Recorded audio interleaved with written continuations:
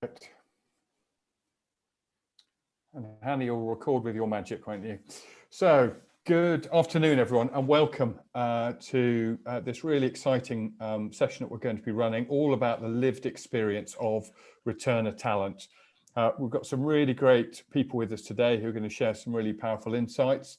And we're also going to be sharing some of the insights from the research that ourselves at MyKindaFuture and ENEI have conducted to give you some really powerful insights into the lived experience of returners.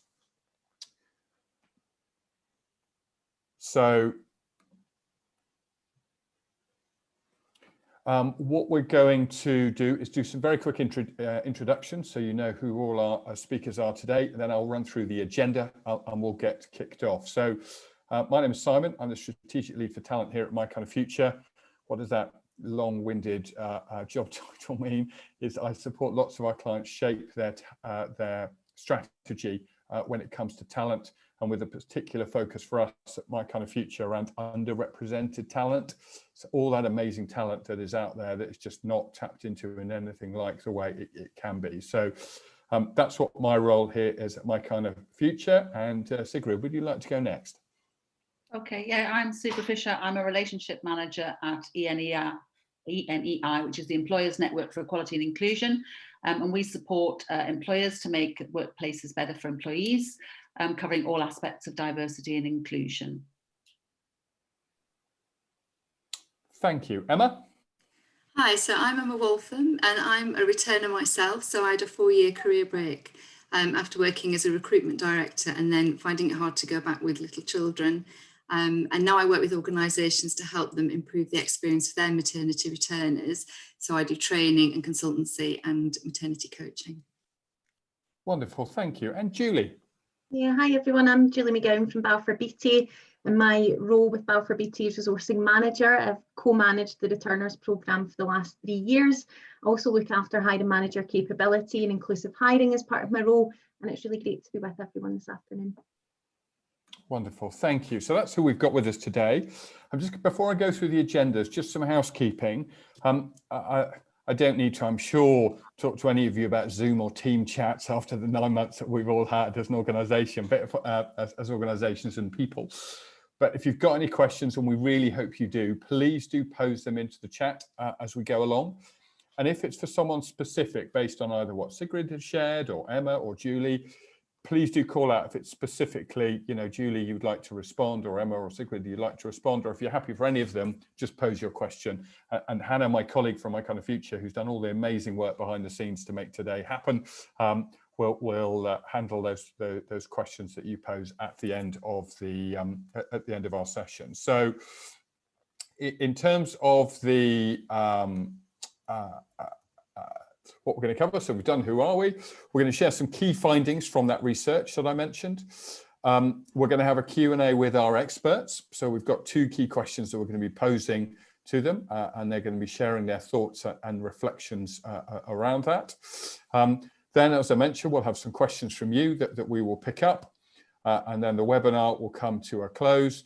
And we do also have some additional resources that we'll be sharing with you as well, very, very briefly, but we'll send you obviously a copy of this deck on the back of today, and you'll be able to access those resources. So why are we here today? One of the reasons that we here at MyKindaFuture and ENEI wanted to pull together this piece of research that we'll be sharing with you today was there's a huge amount of insight around what employers are doing in that returner market, and it's really great that there is enthusiasm and energy and activity happening from employers, Balfour Beatty being a wonderful example of that you're going to hear today. But there isn't a huge amount actually on the lived experience of the returners themselves. So we really wanted to focus our research on that specific area, both to give returners a voice, but also to help employers who are on this journey or looking to start on this journey to get some really powerful and useful insights to help them shape their returner activities in a way that's going to deliver for both them as an organisation and obviously for the individuals. And why is this important? Well, as I alluded to earlier, They're an incredible pool of talent in that returner market, an incredible pool of talent. And we here at MyKindaFuture have a significant quantity of returners that work with us, and we've had that as an active strategy that we've taken as an organization. But ultimately, it's just an untapped pool of talent that we feel organizations can get huge benefit from as part of their wider D&I strategy, but also with a specific focus on returners. So that's why we are here today. So let's start by looking at and sharing some top-line information from our research. So I'm just going to share some top-line stats first of all with you all, and then Sigrid is going to make some comments around those, and then I'm going to share the rest with you for you to have a look at. I'm not going to talk about each one at a time because that would be boring for me to talk you through each of them, and we don't have time today. So 47% of returners their main reason for coming back is their career. 60% are securing a role of lower seniority than they previously had. Over half felt they were treated differently as a returning employee by both their employer and the workplace community.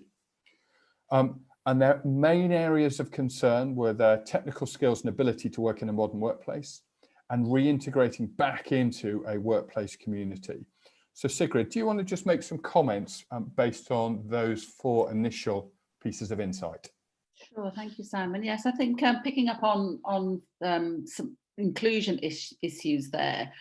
The focus on the lived experience is very much the focus on the person-centered, the human experience, the employee experience. And I think these insights are really valuable in terms of shining a light on how a sort of diversity and inclusion initiative needs to work for everybody, and it needs to work in terms of the actual experience of that. So I think that this research was great from the starting point of looking at the experience of the returners rather than the sort of the theory and the benefits of returner programs from an organizational point of view. And that's absolutely central to what diversity and inclusion is all about, is what are the experiences of your people wherever they are. And I think that to find from this research over half of people saying that they felt that they were treated differently, I think that's a very easy thing to correct once organizations are aware of it, and that's exactly what we sort of set out to do. If returners are treated differently as somehow on the outside of the organization, and they're already starting probably with some low confidence or feeling estranged from workplace cultures and practice, maybe a little out of step with IT, it's very easy for that then to go wrong. So I think highlighting the need for employers just to think it through from the returners' own experience and what can be done to sort of redress some of those imbalances and just make sure that they feel as valued by the organization as anybody else already in post is a great outcome from this research. Wonderful, Sigrid, thank you. And then just to share the rest of the rest of the stats with you, I'll just give you a moment to have a look at that. But there's some other really powerful pieces of insight that, exactly as Sigrid said, I really hope will help all of you as organizations, really will help you shape this in a way that supports that lived experience of those individuals who are coming back. So that was some top line data from the research. What I'm going to go on to do now is start the discussion. So this is the one we're going to hear from our expert panel. We've got 2 key areas we're going to focus on. The first one we're going to look at is the importance of an inclusive workplace culture for returner talent. So the bit around that culture that we need to create that is going to be supportive for that talent. And then secondly, get into a bit more of the detail around that lived experience of returners and what employers can do both to recognize it and then really importantly support it so that you can get the very best from this fantastic talent. So the first one, we're going to hear from Emma and we're going to hear from Julie as a start point. And that question that we're going to hear from them all is, why is it so important to have this inclusive culture? So Julie, do you want to kick off? Yeah, absolutely. Thanks, Simon. So I think we all talk a lot about D&I agendas, and certainly my ultimate aspiration, along with many others at Balfour Beatty, and probably a lot of people in this call as well, is that we move towards not having a need for a diversity and inclusion agenda, that it sits within BAU or business as usual. I know that we're a long way away from that currently, but I definitely feel that our returners could be one of the first areas that could sit within the business as usual category. So we have some amazing success stories that we can share, not just externally, but also internally. So our returners have contributed to and been part of some major projects, and I think it's really impactful to sell that success to another manager within Balfour Beatty. So, really to say, just look at what this person has achieved. We've spent a lot of time engaging internally with our key stakeholders to not only drive support for the programme, but to also showcase those success stories. And as a direct result of this, we've really seen the cultural dial shift. So any stigma that was previously attached to returners has been removed, and they are seen as a real valuable and integral part of Balfour Beatty. So really engaging for us with the business during kind of workforce planning stage is quite critical to identify roles that potentially could be suitable for a returner. So thinking about any roles that could have smart or flexible working built in. Thank you. And Emma, reflections from you. Yeah, it's really interesting to hear Julie talk about her experience with this, because I think one of the barriers to returners coming back is getting into an organisation in the first place when they've had a career break, and returner programmes can really help break that down. I was talking to an organisation last week. They're a very large engineering firm, and they had a really great person that they hired through a returner programme. Like Julie's found, some really great talent out there, and that person had applied 4 times to the organisation, wasn't able to get even an interview, but then could get a job through the returner programme, and it's turned out really well.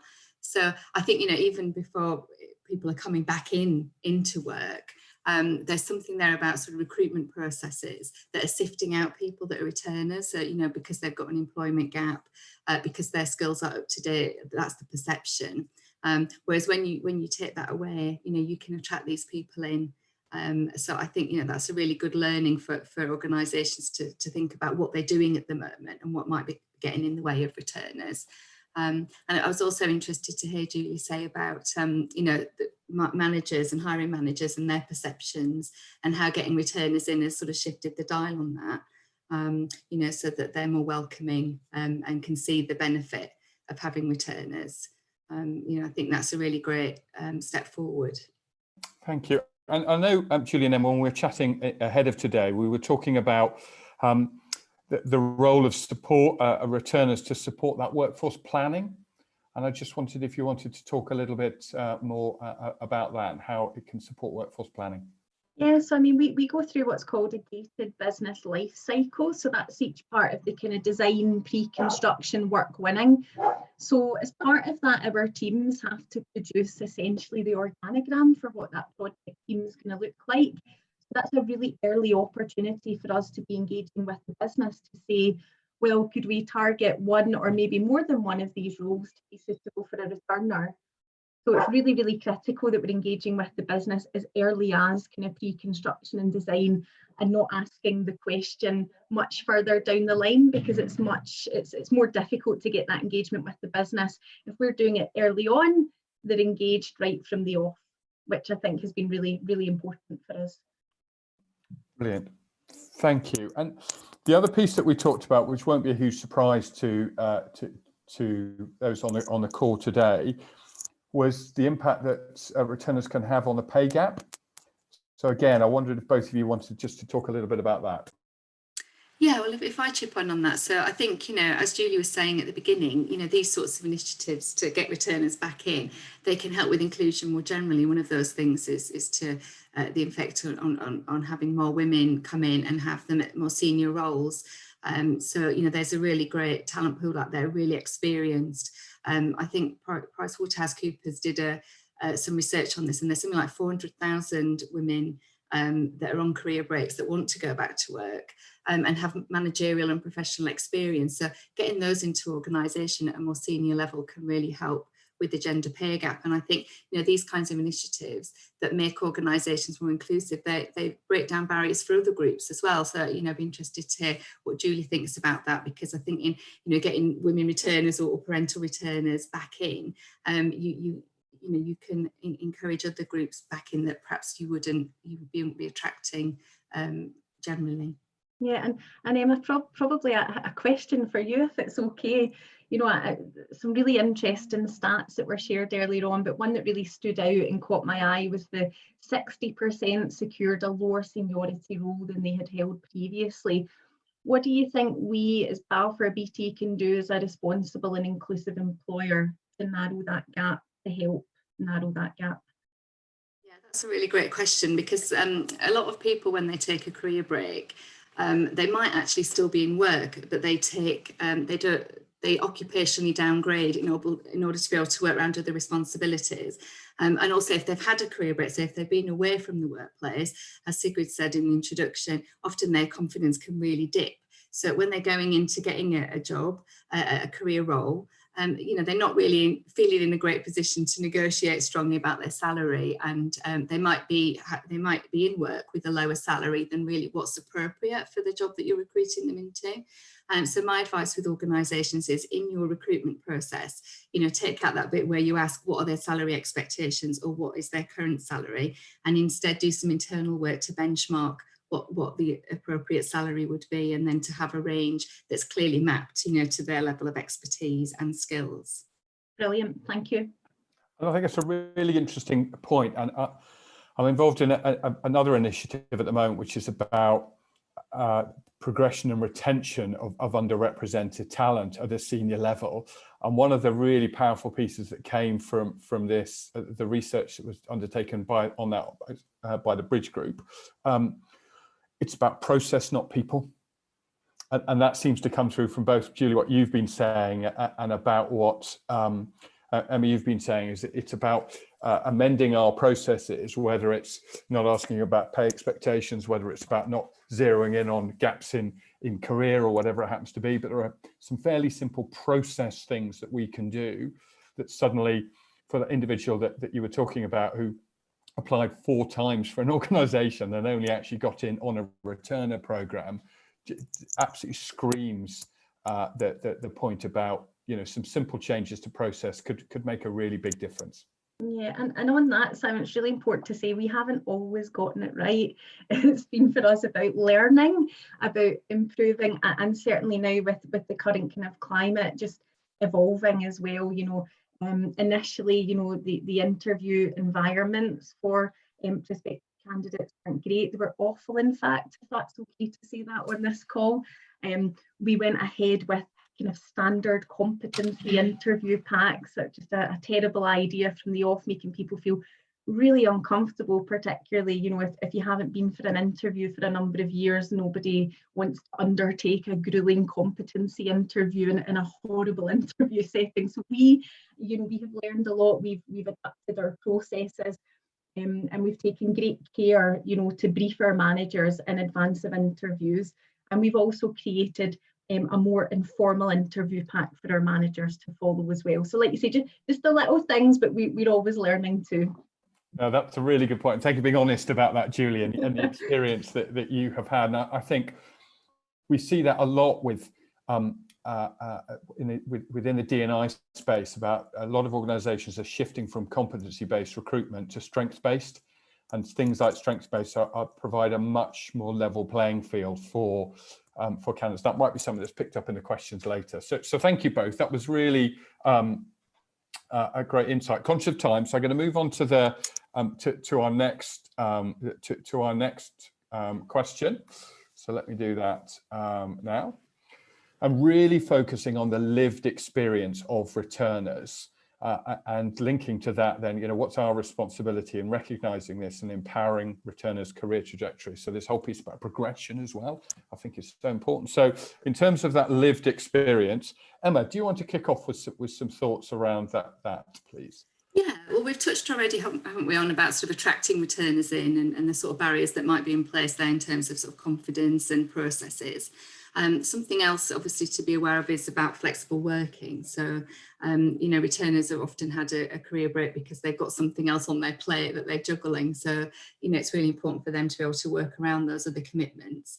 So it was in the news recently about Zurich. They, on their adverts, they started putting on that they offer flexible working, and it really upped their applications from women returners. I think it was something like 30% more of their hires, senior hires, were female because of that. So it's a very simple thing, but it sends out a message, and it gets people in. And I think when they're in there, we've talked as well, Julie's mentioned about, you know, shifting the dial with line managers and hiring managers and colleagues. So I think, you know, we all have assumptions, don't we, about people who've taken time away from work, you know, that maybe their skills are out of date, maybe they're not so committed if they've got other stuff going on in their lives. So, and also I think we all have stereotypes ourselves about this. So I know as a woman returner myself that I had, you know, ideas about what parenting was and balancing that with work. And I think we don't often have enough role models in organisations to help us see a pathway for people like us to be able to balance our professional life with our personal life. So, you know, I don't know if Julie's got any thoughts around that from her experience. Yes, I mean, I think obviously I'm coming at this from a slightly different angle, right? So I'm coming at it from the organisational perspective. So I thought it would just be kind of worthwhile running through how we approach this from a kind of coaching and support from kind of day one and beyond. So we've been quite fortunate to have the support of women returners from the launch of our programme back in 2017. So a key piece of what they do as part of that support is to offer 4 separate sessions with our returners. So that's to really focus on that coaching element. So each year our new cohorts start on the same day, and their first day is always a group induction. We do regular feedback sessions with our returners, and the first day group induction along with the follow-on coaching session is always the thing that gets the most positive feedback. I think where we've identified a gap, and it's something we're looking at currently, is a buddying system. So that's not something that we've done previously, but I mentioned it earlier, but due to current climate and the impact of COVID on our business, we are looking at different ways to carry out our returners programme. So as opposed to hiring a cohort or a group of individuals, we're looking at a supported programme. So returners will be recruited as and when a suitable role is identified within the business. So this means that any returner starting with the business won't have that group induction. So that's something I'm really, really mindful of. We're looking at that buddying system to ensure they feel supported in the same way as our previous returners, albeit their kind of onboarding and induction journey will be slightly different. And I think it's also worth mentioning, we initially hired on a 6-month fixed-term contract, and 83% of our returners have transitioned into permanent roles. So that's something I'm hugely proud of, but of course, given it's 83%, and there's always room for improvement, I'd love for it to be 100. Brilliant, thank you. And apologies if I disappeared or you heard a barking dog postman. So welcome to another example of working from home. And linked to that point about this kind of experience we've all had over the last 9 months.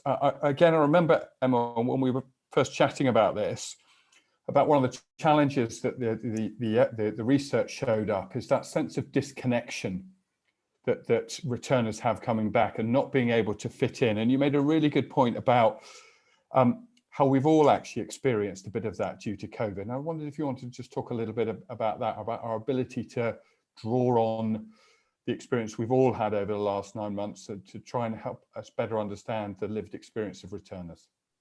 Yeah, sure. So I think, you know, as you say, we've been through a different year to usual, and a lot of people have experienced, you know, remote working or being on furlough, and just generally how it feels to be detached from your workplace in a very physical way, and how it really doesn't take very long before you start to, you know, maybe lose confidence if you're not having those sort of one-to-one interactions where you're not getting, you know, feedback, even some of it's fairly sort of subconscious, but from people, you know, letting you know that you're doing a good job and that you're kind of fitting in. In working with maternity returners this year, I've had people say it's been quite a different experience going back to work after, say, you know, second child than the first child because of what's happening. and they hadn't realised how being with people face to face, it just gave them that reassurance, like the body language that they were getting was you know, telling them that they were doing a good job and they were fitting back in, and it was the right place for them to be. So I think, you know, we can all empathise with that now, knowing, you know, so many of us are used to now working from our homes and not having people around us. And I think that's really raising awareness in organisations about how returners, you know, might need that extra support that Julie's spoken about in terms of buddying or coaching to help them through, you know, through that time and help them reconnect and re-engage. Fantastic, thank you. And I'm going to ask both of you a question. I'd be really interested in your respective responses and also any data you've got to back it up. The profile of returners. What, in your experience, you know, a lot of us make assumptions when we talk about a returner. What's your experience of the different profiles of returners? So Emma, do you want to kick off? Oh, go, Julie, go. Oh, yep. Sorry. No, Julie, go for it, go for it, Julie. Ours is a really interesting one, right? Because it's important for me to kind of make clear that our programme is about including everyone. So that means focusing on all underrepresented groups, so not just females. So over the last 2 years, 50% of our returners have actually been male, and 60% have been from a BAME background. So all have incredible stories to tell, whether it's, you know, caring responsibilities or looking after wee ones. And different in terms of their journey in terms of coming back to work, whether it's a year out, 2 years out, 5 years out, you know, different profiles, and also different skill sets as well. We like to target what we call our scarce skill areas. So that's kind of engineering, planning, design, commercial. So you can even hear just from me noting down those job families, completely different ends of the spectrum in terms of where they would slot into either our project or potentially, you know, it might be a head official HRBP or such like.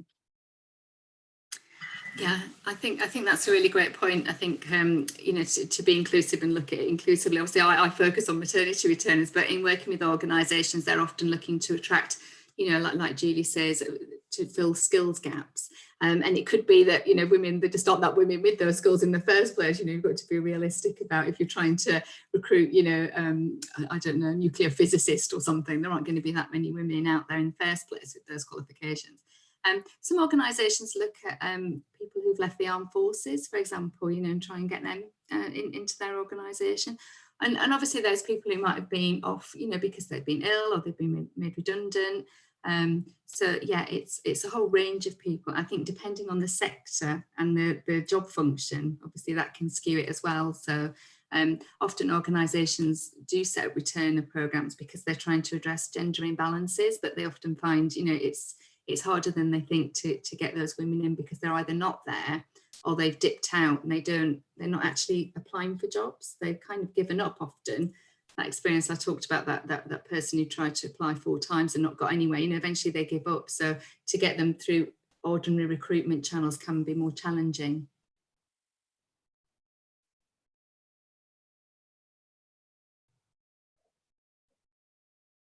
Thank you. And one of the other things we talked about, just a final bit on this question before we go to the questions from the floor, we also talked a bit about there's a huge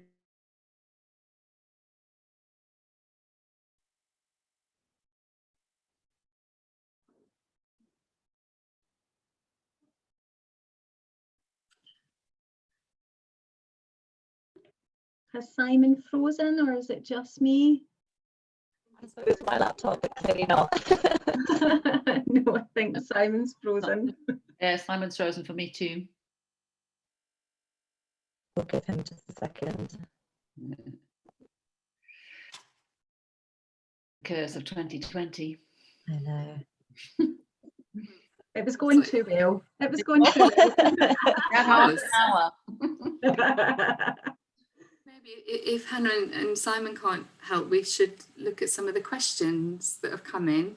Yeah, absolutely. I was going to say we Hannah. have had a few. I turned my camera off because I thought my laptop was having a moment. I thought, oh, better not lose it. But it clearly wasn't me. It was Simon. Yeah, we have had a few come in, and actually, I think it would be good to kind of start working through them. And then when Simon joins, if he's got anything else to add, he can.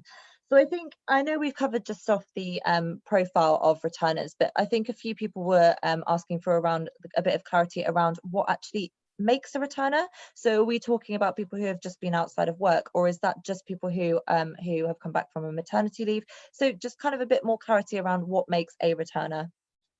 Can I just make a comment, because I was also interested to think about, you know, who's not there in a way. So we're talking about, in terms of returners, that there's the match between the, you know, the person seeking an opportunity to get back into work and the various schemes and opportunities on offer, and, you know, the issues between those two. But presumably behind that, there is also a whole cluster of other people who can't access, don't know about, aren't the right fit for the returner scheme, but would like to be returners, but aren't returners until they can find a way to return. So it's like there's, you know, there's a sort of an unknown mass, isn't there, of variables of people who, for whatever reason, have, you know, gone from the workplace. And with them goes all of those skills and experiences that we've been talking about, all those particular perspectives and, you know, the benefits that they could bring to an organization. So the sort of the unknown is also worth mentioning, I think, that's that pot behind those that do actually find a way to step back in. What do we do for them? And I think particularly some of the questions I've talked about this year with furloughing and redundancy and so forth. I mean, that pot this year was going to be bigger than it would have been, you know, than we would have anticipated at the start of the year. There is some, well, research sort of flags up that if you have, if you're out of work for more than 2 years, then it's really hard to get back in. So many returnship programs look at that cohort in particular, because they know how, you know, what obstacles they face. But I think, yeah, it's a broad church, isn't it? And that there's all sorts of different groups, and it's in a way you can sort of define it yourself. You know, if you're a return, you might identify with it. Yeah, and I think initially, you know, when we launched our programme, we said anything over 2 years, and we were pretty strict about that. But no, we're pretty flexible. You know, if you've got the appetite, the motivation, if you've got the skill set, we would love to hear from you. Perfect, thank you all. And I think that leads on nicely to this another question we've had come in around, you know, when we consider the returner, could we also consider alongside that those who have been furloughed for a substantial amount of time this year? How would that fit into the returner programme kind of thinking? Gosh, I think that's really interesting, and honestly not something I'd considered. But as I said, I go back to my previous point, appetite, motivation, behaviours, and coupled with the skill set, then 100%, absolutely. I mean, anyone who needs help to reconnect with the organisation or the job or confidence building, you know, they're returning, they've been away. I think yeah, a lot of people fall into that now, and you know, would need extra support, I would think.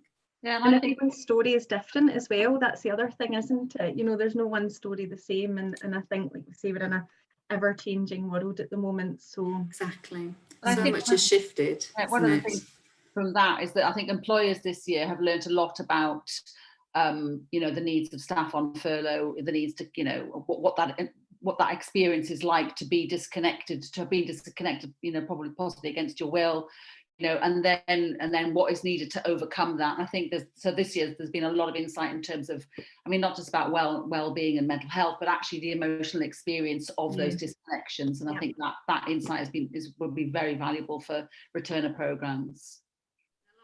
Organisations I work with, you know, they're really concerned with well-being, so that's one of the reasons they're looking at this, because it's obviously been really stressful for people, and ongoing uncertainty, people not knowing, you know, what their role's going to look like when they come back, because the businesses have shifted such a lot in this time, and they've been out of it while that's been happening, so they haven't seen it, you know, being part of it as it's happened. I think one of the issues that was flagged up to me about you know, when you were talking before about that sort of disconnect, is that when people have been disconnected from work and they're in this whatever else they're doing, if that's domestic, that can jar, those two cultures can jar. So if you're immersed in a domestic world and then you try to return to the professional world, if that professional world is largely ignoring the realities of domestic life and responsibilities and so forth, it can be very difficult to come back. It's almost like either or. And I think where I've heard of really, you know, good practice is where, you know, employers are increasingly sort of open to understanding the full experience of the employee, not just the work-based experience of the employee, but the full experience, the life experience of the employee, and doing what they can to sort of support that and make noises about that. So, you know, if you do step out of work for caring responsibilities, those caring responsibilities are probably still there when you step back into work, and being able to have an open and you know, transparent conversation about that without that feeling like, oh, I shouldn't be talking about this because I'm coming back to the workplace now and I'm leaving that behind. You know, that sort of blending of the two is crucial, I think, for inclusivity going forward. Perfect, thank you. And I know we've had a few more questions come in. I'm conscious of time, so I think I'll cover just a couple more, and then anything we can't cover on the live session today, I'll redirect you personally to one of our speakers who can answer that on a one-to-one basis. So another topic that's kind of come in is the hiring process for returners. And if you had to kind of suggest 3 top tips for engaging returners during that hiring process specifically, what would they be, do you think? Don't undersell yourself, I think, is the first one. Know your worth, you know, don't undersell yourself. Don't be afraid to ask questions.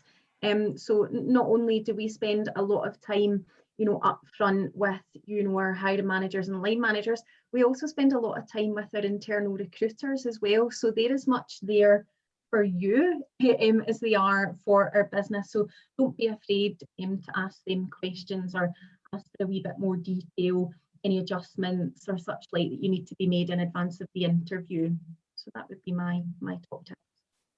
Yeah, I think I just add to that about how, you know, to really look back at, you know, the strengths that you have. You know, Simon touched on, you know, people are thinking about those now, and really what you brought to your roles before and in your personal life as well, and you still have those, and you can bring those to your new situation. So yeah, you might be going into something that's unknown and worried about balancing all these things, but you know, you've got all that resourcefulness that you had before, and it's there for you again at this time when you need it.